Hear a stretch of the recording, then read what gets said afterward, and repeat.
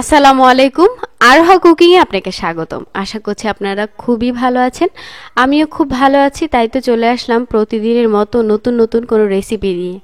আজকের রেসিপির নামটি আমি মুখে বলবো না, আপনারা দেখেই একটা নাম দিয়ে দিবেন বা নামটা বুঝে নিতে হবে। এটা আপনাদের জন্য সারপ্রাইজ রইলো। খুবই মজার একটা রেসিপি। আসলে আমরা কম বেশি সকলেই চাইনিজ খাবার পছন্দ করি। তা যদি হয় একটু ভিন্ন স্বাদের বা ভিন্ন প্রসেসে করা, তাহলে কিন্তু মন্দ হয় না, তাই না? চেষ্টা করি নতুন কিছু দেখাতে, নতুন নতুন কিছু শেখাতে। আর চলুন দেখিয়ে দিচ্ছি আজকের এই নতুন রেসিপিটি কিভাবে করলাম এবং কি কি উপকরণ দিয়ে করলাম। চলুন আপনাদেরকে একবার এক ঝলকে দেখিয়ে দিচ্ছি। প্রথমে একটা প্যানে আমি তেল গরম করে নিচ্ছি। 2 টেবিল চামচ সয়াবিন তেল আমি গরম করে নিয়েছি। দিয়ে দিচ্ছি চিকেন ব্রেস্ট পিস। আমি এখানে 1 কেজি মুরগির একটা ব্রেস্ট পিস নিয়ে নিয়েছি। সেটা একেবারে ছোট ছোট টুকরো করে কেটে নিয়েছি। আর দিয়ে দিচ্ছি সাদা গোলমরিচের গুঁড়াটা। আপনারা চাইলে কালো ফ্রেশ গোলমরিচের গুঁড়াটা ব্যবহার করতে পারেন। আমি এখানে হাফ চা চামচ গোলমরিচের গুঁড়াটা ব্যবহার করেছি। ঝালটা একেবারে আপনাদের পছন্দ অনুযায়ী, আপনারা যে যেরকম খেতে পছন্দ করেন সেই অনুযায়ী নিয়ে নেবেন। আর দিয়ে দেবো এখন আমি স্বাদমতো লবণ।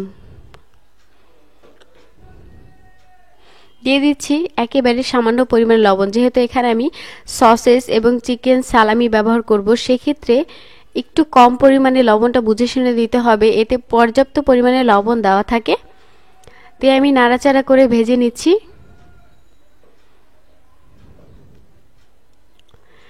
চিকেনটা ভালোভাবে ভেজে নিতে হবে।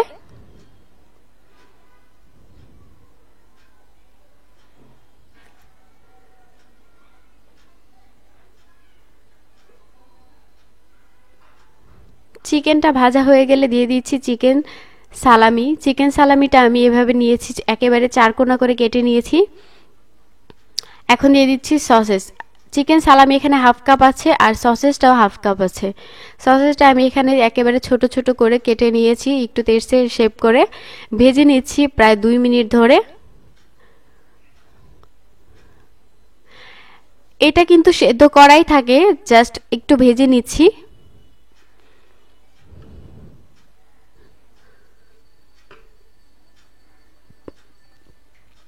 ভালোভাবে ভাজা হয়ে গেছে। এখন আমি এই পর্যায়ে দিয়ে দিচ্ছি টমেটো কেচাপ। টমেটো কেচাপটা আমি এখানে ব্যবহার করছি 3 টেবিল চামচ পরিমাণে। টমেটো কেচাপটাতে এটা টেস্টটা খুব ভালো একটা টেস্ট আনবে, খেতে খুব ভালোই লাগবে।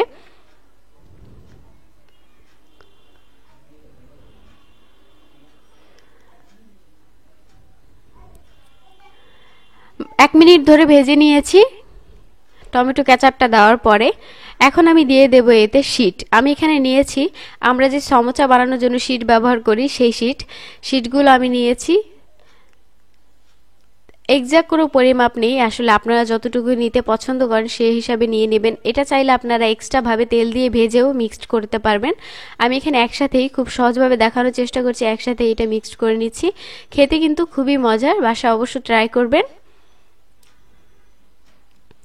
এখন আমি খুব ভালোভাবে নাড়াচাড়া করে মিশিয়ে নেব।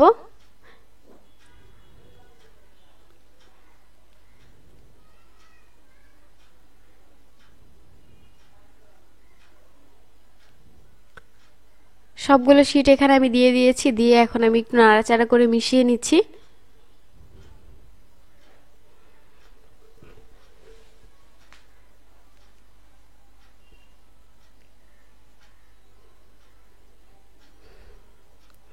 খুব ভালোভাবে মেশানো হয়ে গেছে এবং ভাজাও হয়ে গেছে, আপনারা দেখিয়ে বুঝতে পারছেন। শিটটা আলাদাভাবে ভেজে নিলে এটা ক্রিস্পিনেসটা একটু বেশি হয়ে যায়। আমি একটু একসাথে করে দেখাচ্ছি, নেক্সটে আরেকভাবে দেখানোর চেষ্টা করব। এখন আমি চুলা থেকে নামিয়ে নিয়ে এখানে দিয়ে দিয়েছি চিজ। অন্য একটা পাত্রে চিজটা করে নিয়েছি। এখানে আমি প্রায় হাফ কাপ চিজ নিয়েছি। চিজটা আমি খুব ভালোভাবে গলিয়ে নেব। আর এই গলানোর প্রসেসটা পুরোটা আপনাদের সাথে শেয়ার করছি। আপনারা আসলে ডিটেলসে দেখে বুঝতে পারবেন কিভাবে করেছি। খুবই সহজভাবে করা যায় এবং খেতেও খুব ভালো লাগে এভাবে করলে। একটা প্যানে আমি দিয়ে এভাবে করে নাড়াচাড়া করে চিজটাকে গলিয়ে নিচ্ছি।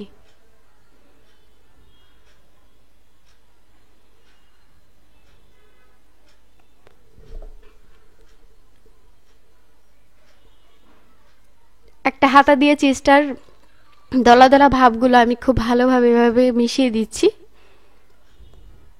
খুব সুন্দর একটা ফ্লেভার আসে চিজটা যখন আপনি গলাবেন তখন।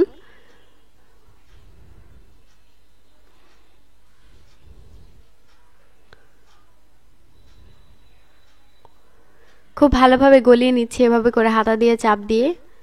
এখন আমি একটু নাড়াচাড়া করে চুলা থেকে নামিয়ে নেব। এটা পারফেক্টলি হয়ে গেছে, এর চাইতে বেশি করব না। আর দিয়ে দিচ্ছি আমি যে শীটটা রেডি করে রেখেছিলাম তার উপরে।